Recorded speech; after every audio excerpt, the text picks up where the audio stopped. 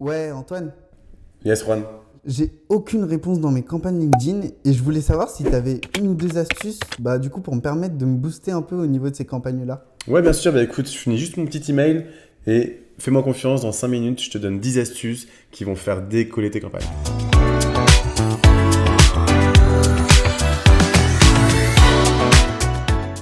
Ok, il semble que le micro soit bien branché.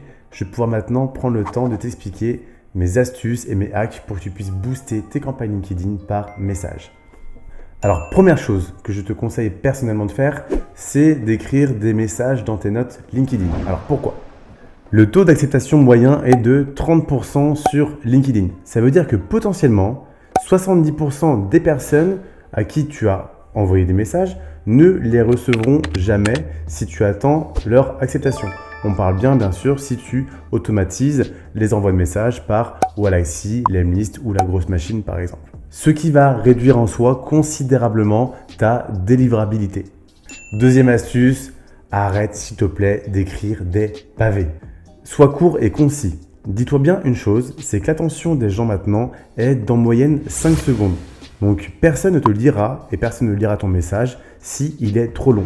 Ce que je te conseille, par contre, c'est de t'envoyer ton propre message par SMS et de le relire le lendemain. Tu verras les aberrations que tu peux y trouver, tu vas réduire ton message et par rapport à ça, tu pourras l'améliorer. Troisième conseil, encore une fois qui va rejoindre le second, privilégie des phrases courtes. Le but étant, encore une fois, d'être clair et concis. Donc carton rouge pour toutes les phrases à rallonge. Plus tes phrases seront simples, plus facile tu te feras comprendre. Impose-toi une règle, un message doit avoir un seul objectif avec un seul call to action.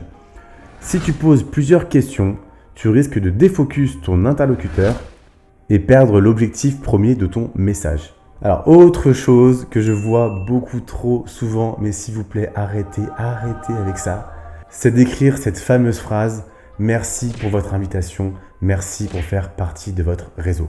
Ça ne sert à rien, ça n'a aucune valeur ajoutée. Un conseil que je peux te donner, c'est qu'imagine que chaque mot de ton message vaille 1 euro. Je te promets que tu vas vite faire des économies.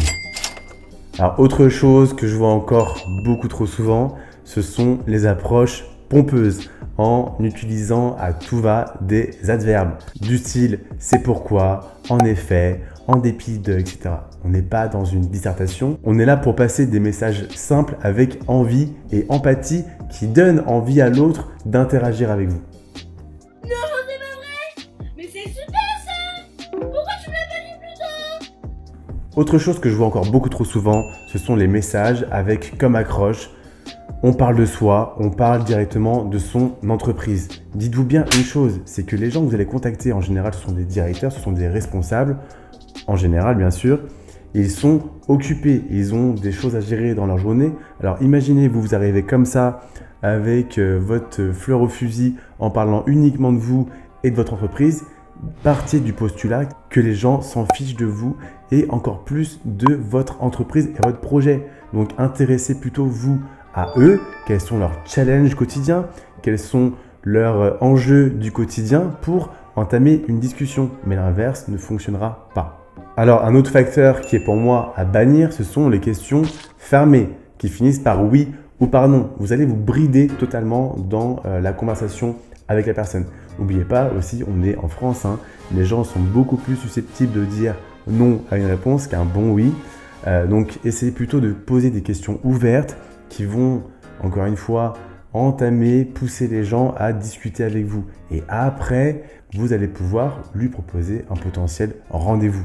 Autre chose auquel on ne pense pas souvent, alors ça arrive de moins en moins, mais important de mettre en avant, c'est le fait de mettre une signature à la fin de votre message dans LinkedIn. Attention, ici on n'est pas sur un email avec un bien cordialement, votre nom, prénom, ensuite la signature. Ici on est sur un chat, ok?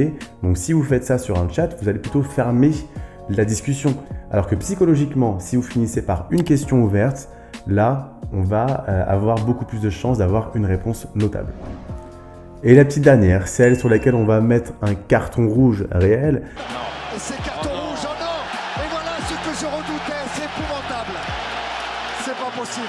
C'est le fait de prendre des templates de faire des copier-coller de choses qui sont déjà existantes, que vous avez sûrement trouvées sur des sites ultra connus. Dites-vous bien une chose, si vous avez trouvé une template de messages toute faite sur Internet, ça veut dire que potentiellement il y a des dizaines, centaines, voire des milliers de personnes qui l'ont déjà utilisé. Donc clairement, recevoir la même chose que votre confrère ou votre concurrent, clairement vous allez perdre tout de suite en crédibilité. Donc oui, inspirez-vous-en pour base de travail, mais vraiment faites un effort de personnalisation et de créativité par rapport à ça. Et ce qui rendra aussi votre approche singulière par rapport à votre prospect et qui, encore une fois, va augmenter le taux de réponse. Alors le petit bonus, le conseil que je pourrais vous donner par rapport à ça, c'est l'ultra ciblage. Si vous ne ciblez pas bien vos personas, vos ICP, le portrait robot du client parfait, entre guillemets, toute la stratégie de base que vous allez faire en termes de copywriting n'aura aucun intérêt. C'est comme donner un coup d'épée dans l'eau, ça ne sert pas à grand chose. Donc ce que je vous conseille, c'est d'avoir des listes de prospects de maximum 600 personnes. Vraiment grand maximum, parce qu'au-dessus, on va commencer à rentrer sur du mass market, ce qu'on ne veut absolument pas.